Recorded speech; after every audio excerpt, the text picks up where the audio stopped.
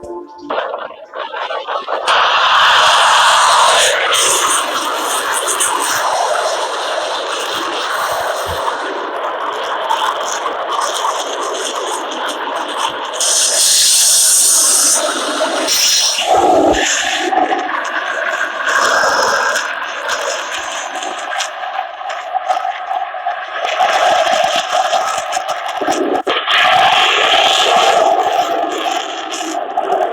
War III fears as Russia breaks promise with Israel by sending missiles through Syria.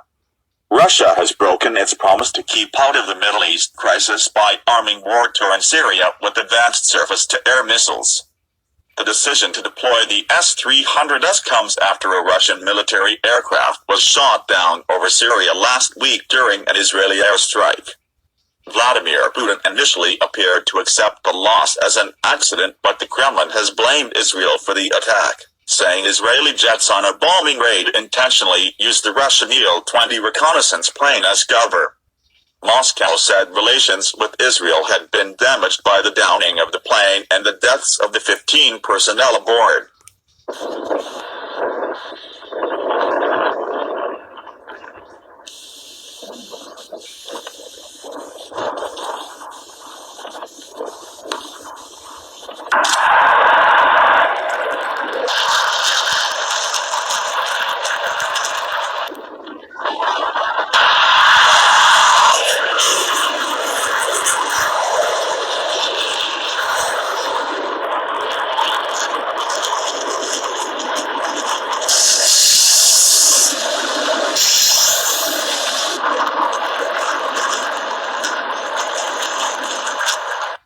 Mr. Putin's spokesman Dmitry Peskov said, according to information from our military experts, this tragedy was caused by deliberate actions by Israeli pilots, which certainly cannot but damage our relations.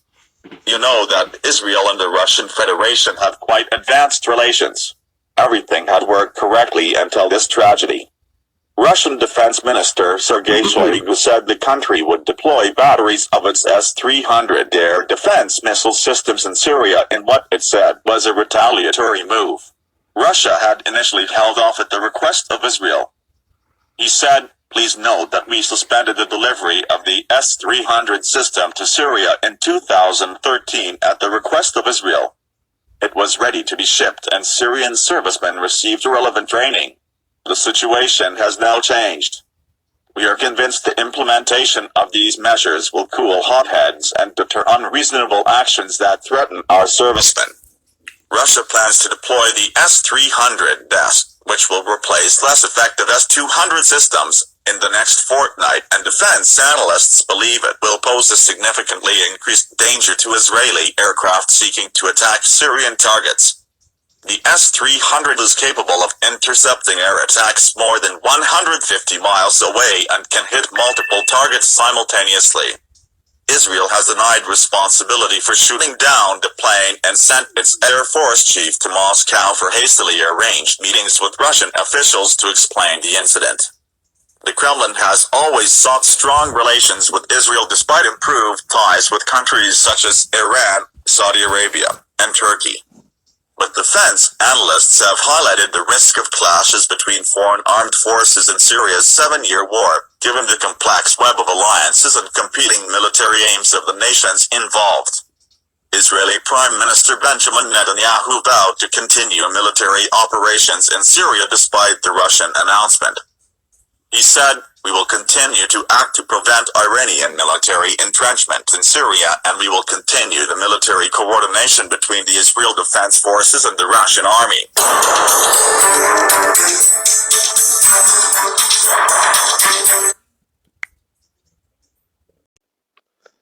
Alright, shalom. This is Kanaksa Han Bon Yashala from the GMS Lions Den Camp. First and foremost, I'd like to give all glory and praise and say Kal Halal, La Yahweh, Bahashem, Yahweh Shai, Bahasham, Harakakwadash, Ma. Double honors to the elder apostles of Great Millstone, and salutations to the Archon that are archaeated pod and prophecy, pushing his truth and sincerity and truth. And peace and blessing to the men, women, and children that believe in the name of Yahweh Hashem, Yahweh Shai. Alright, this is Matthew 24:6. And ye shall hear of wars and rumors of wars. See that ye be not troubled. For all these things must come to pass, but the end is not yet. And you see the tensions heating up between Israel and Russia, and that's some of the things that we're waiting on for our salvation, man. You know, like how Yahushua said when he was on the scene, that these things must happen in order for our salvation. You know what I'm saying? It says in the scriptures, when you see all these things up, look up because your salvation is nearer than what you believe. So we're almost out of here, man. It says Matthew 24:7. It says, "For nation shall rise against nation, and kingdom against kingdom, and there shall be famines and pestilences and earthquakes in diverse places. All these are the beginning of sorrow." All right, so once everything heightens and escalates, then you're gonna have the RFID chip.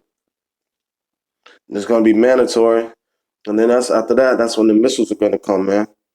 You know, but the Lord is doing,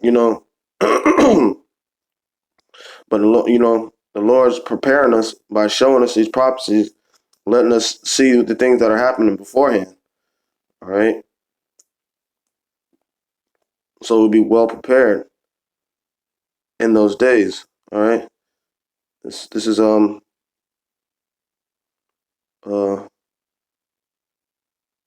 right. Psalms 33:18. It says, "Behold, the eye of the Lord is upon them that fear Him, upon them that hope in His mercy, to deliver their soul from death and keep them alive in famine." All right, and that's how He's preparing us to keep us solidified, because it says what? Knowledge and wisdom shall be the stability of that time and strength of salvation. And your fear of the Lord is His treasure. You know, so the ones that pay attention to everything that's going on, those are the ones that are going to be occupied in prophecy. Those are His elect. Okay, it says, "Our soul waiteth for the Lord; He is our help and our shield. For our heart shall rejoice in Him, because He has trusted it. Because we have trusted in His holy name." That's why the name is important, man. So if you don't have the right name to call upon, how can you get salvation? You got to know His name. All right, Shlakia, Shlakia. All right, it says, "Let Thy mercy, O Lord, Yahweh Bashim Yahushua, be upon us, according as we hope in Thee."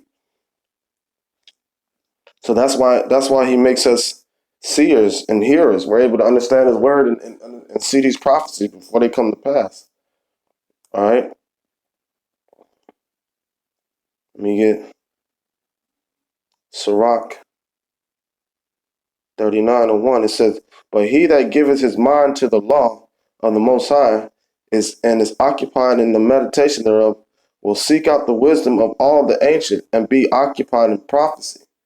All right. "He will keep the saying of the renowned men, and where subtle parables are, he will be there also." And that's just it. That's why we occupy and watch the news and we stay in these scriptures, because the things that are written aforetime were written for our learning. You know, so we would know what's going to happen, because you understand, the old saying that history repeats itself. All right, it says, "He will keep the sayings of the renowned men, and where subtle parables are, he will be also he will be there also." Shlanky. "He will seek out the secrets of the grave sentences and be conversant in dark parables." All right, so that's why we understand that all these things need to happen, need to come to pass in order for our salvation to come. You got to get Esau out of the way. All right, "He shall serve among great men and appear before princes. He will travel through strange countries, for he hath tried the good and the evil among men. He will give his heart to resort early to the Lord that made him." And said, yeah, that's right, because he says, "Those that seek me early shall find me. Seek me while I may be found." And that's what the elect are going to do. They're going to be occupied in prophecy, and the doctrine is going to be based upon prophecy. Just like how Apostle Tahar said, 2018 is a year of prophecy. All right. All right. "He will give his heart to resort early to the Lord that made him, and will pray before the Most High, and will open his mouth in prayer and make supplications for his sins." And that's just it. All right. Because,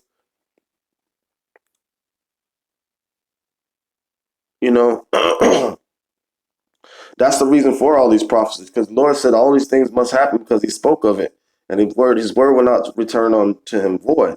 So he doesn't make any vain speeches. It says, 2 Ezra chapter 9, verse 1, it says, He answered me then and said, Measure thou the time diligently in itself, and when thou seest part of the signs pass, which I have told thee before, then shalt thou understand that it is the very same time wherein the highest will begin to visit the world which he made.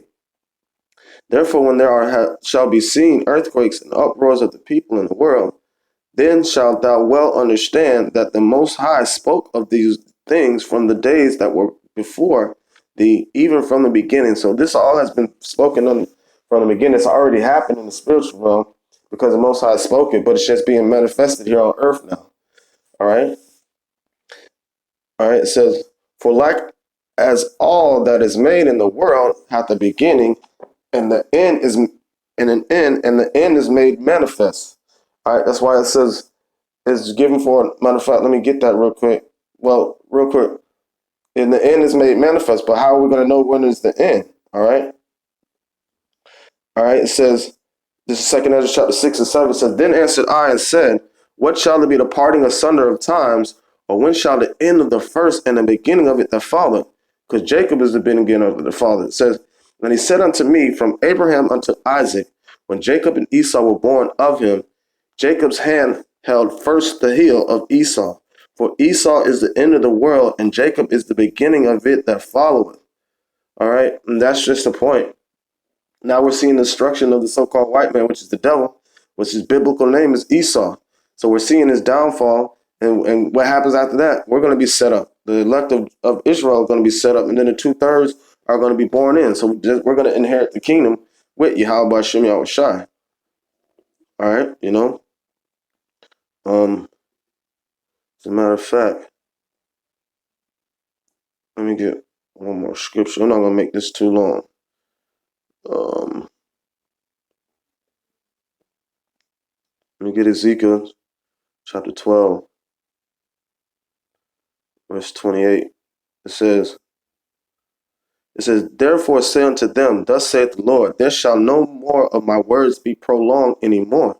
It says, There shall none of my words be prolonged anymore, but the word which I have spoken shall be done, saith the Lord, Yahweh Bashem Yahushai. So now, with that being said, like I said before, his word doesn't return on him void. So once he says it, once he speaks it, it automatically comes into existence. You can put a stamp on it, So we're coming to the end of this thing in the beginning of life. We're coming to the end of the age of death because Esau is death. Matter of fact, I'm going to close it out on that.